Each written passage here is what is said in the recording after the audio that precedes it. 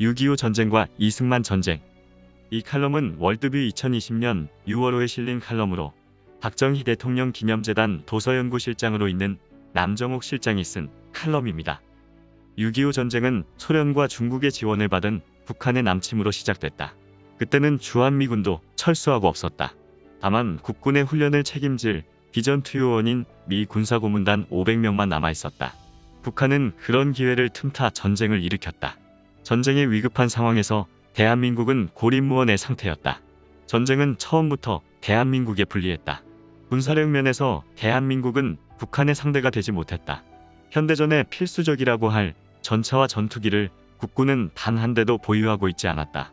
북한은 전차 242대와 전투기를 포함한 각종 항공기 226대를 보유하고 있었다. 지상 전투의 꽃이라고 할 포병 화력도 국군이 절대 열세였다. 북한군은 자주포를 포함하여 각종 대포 748문을 보유하고 있었다. 국군은 북한군 포병보다 8분의 1에 불과한 91문만 보유하고 있었다. 포병 사거리도 북한군이 12km인 데 비해 국군 포병은 그 절반에 해당하는 6km였다. 병력도 국군은 10만 명으로 북한군 20만 명의 절반밖에 안 됐다. 전쟁은 처음부터 국군이 질 수밖에 없는 조건들로 가득 찼다. 북한은 전차와 자주포를 앞세우고 1950년 6월 25일 일요일 새벽 4시를 기해 38도선 전역에서 일제히 공격했다. 중과부적과 전력의 열세 속에서 기습남침을 받은 국군은 그런데도 잘 싸웠다. 북한군은 남침할 때 전쟁 개시 2일 만에 서울을 점령할 계획이었으나 국군의 완강한 저항에 부딪혀 전쟁 개시 4일째인 28일에야 서울을 점령했다. 국군은 열세한 상황에서 이틀을 더 선방한 셈이다. 이승만 대통령은 북한군의 남침 초기 막강한 전력 상황을 보고 비록 제갈공명이 지휘한다고 해도 어쩔 수 없을 것이다 라고 비감해했다. 이승만은 6.25 전쟁 이전 그런 상황을 예견하고 미국의 전투기를 비롯하여 전차와 대포를 제공해달라고 끈질기게 요청했으나 미국은 그런 무기들은 공격용이기 때문에 한국에 제공할 수 없다고 거절했다. 이승만은 그런 북한이 남침하지 못하도록 상호방위조약을 맺거나 그것도 어려우면 단 한 명의 미군이라도 좋으니 미군을 주둔시켜달라고 요청했다. 미국은 그것도 거절했다. 이에 이승만은 그럼 북한이 남침하면 미국에 대한 공격으로 간주하겠다는 선언만이라도 해달라고 요청했으나 미국은 그것마저 거절했다. 6.25 전쟁은 그런 상황에서 북한의 남침을 받았다. 북한 남침 후 이승만은 대한민국의 운명을 시간 문제로 봤다. 국군이 언제까지 버틸 수 있을지는 의문이었다.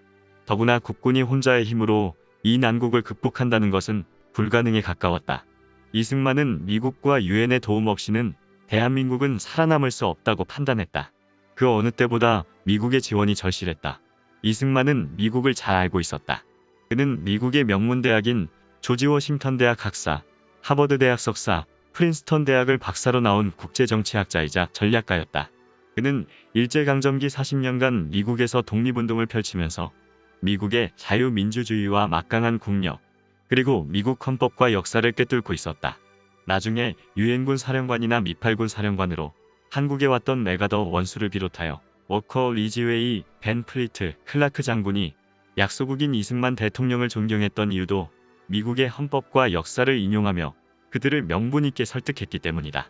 이승만은 독립운동을 하던 시절부터 미국에 대해 민주주의의 오아시스 역할을 해야 한다고 역설했고 대한민국이 건국한 뒤에는 대한민국이 도움을 요청할 수 있는 유일한 국가는 미국뿐이다 라고 강조했다. 북한의 남침은 대한민국은 물론이고 이승만의 일생에서 최대의 시련이었다. 이승만은 이를 극복하기 위해 미국을 적극적으로 활용했다. 미국을 활용한 그의 육미 외교가 빛을 발하기 시작했다. 이승만의 육미 외교 중심에는 대한민국의 생존과 국가 이익이 있었다. 이승만은 전쟁 기간 내내 대한민국을 살리고 국군의 전력을 증강하고 나아가 북진 통일을 이루기 위해 노력을 아끼지 않았다. 이른바 대한민국을 구할 거대한 전시외교 행보였다. 이승만의 전시외교는 전쟁 당일 6월 25일부터 숨가쁘게 전개됐다. 그날 오전 이승만은 무초 주한미국 대사를 경무대로 불러 무기가 부족하니 국군에게 더 많은 무기와 탄약을 지원해달라. 우리 국민은 모든 남자와 어린애까지도 막대기나 돌멩이를 들고서라도 싸우겠다. 이 위기를 한국이 통일할 절호의 기회로 만들어야 한다고 강조했다. 그리고 워싱턴 주재 장면 대사를 통해 미국과 유엔에 한국 지원을 요청할 것을 지시했다.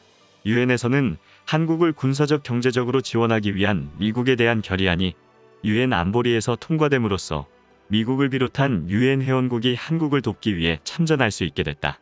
유엔 회원국의 참전으로 장차 한국에 파견될 유엔군을 총지휘하게 될 유엔 군사령부 창설도 유엔 안보리에서 가결됐고 초대 유엔군 사령관의 메가더 원수가 임명됐다.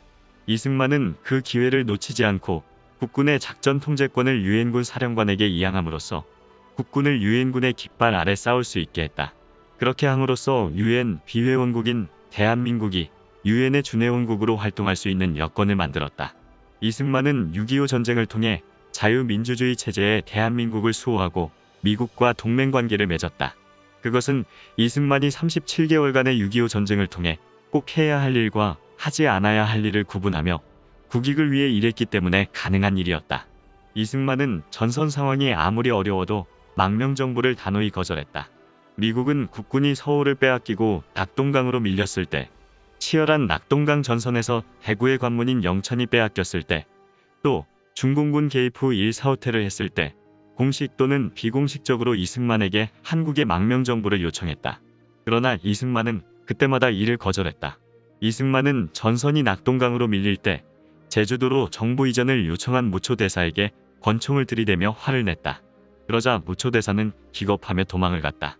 이승만은 전시에 꼭 해야 한다고 생각했던 일을 하였다. 그것은 북진 통일과 국군의 전력 증강, 그리고 한미 상호 방위 조약 체결이었다. 이승만은 미국의 도움으로 국군의 전력 증강을 달성했다. 전시의 어려운 상황에서도 국군 사단을 20개 사단으로 증강했고 전쟁 이전 단 한 대도 없던 전차와 전투기도 확보해 현대전을 치를 수 있는 국군으로 만들었다. 그리고 전쟁 이전 미국이 그렇게 반대했던 한미동맹, 즉 한미상호 방위조약도 체결했다. 그렇지만 그것은 쉬운 일이 아니었다. 중공군 개입 이후 휴전 정책으로 돌아섰던 미국의 휴전을 받아들이면서 얻어낸 최대의 외교적, 군사적, 안보적 성과가 바로 한미동맹이었다. 중공군 개입 후 미국은 휴전 정책을 고집하면서 한미상호 방위조약은 체결하지 않은 대신 한국을 경제적으로 지원하고 국군의 전력을 증강하는 선에서 종결지으려고 했다. 이승만은 그것은 제2의 6.25 남침을 불러일으킬 것으로 판단했다. 한미상호 방위조약 체결 없이는 우리 민족의 생존권이 보장되지 않는다고 여겼다.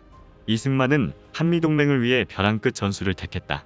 미국의 휴전의 최대 걸림돌이었던 반공포로 석방을 독단으로 단행하고 유엔군에서 국군을 철수시켜 단독 북진하겠다고 으름장을 놓았다.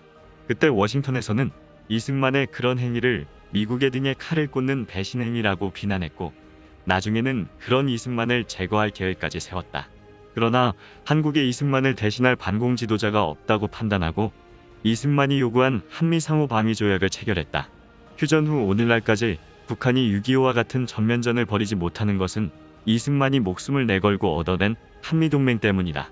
70년 전 이승만은 임진왜란 이후 우리 민족 최대의 위기라고 할 6.25 전쟁의 위기 상황에서 대한민국을 구해냈을 뿐만 아니라 휴전 후 대한민국이 번영할 수 있는 한미동맹을 얻어낸 20세기 위대한 국가 지도자였다. 그런 점에서 이승만의 전시 역할과 활동에 대한 재평가가 이뤄져야겠다.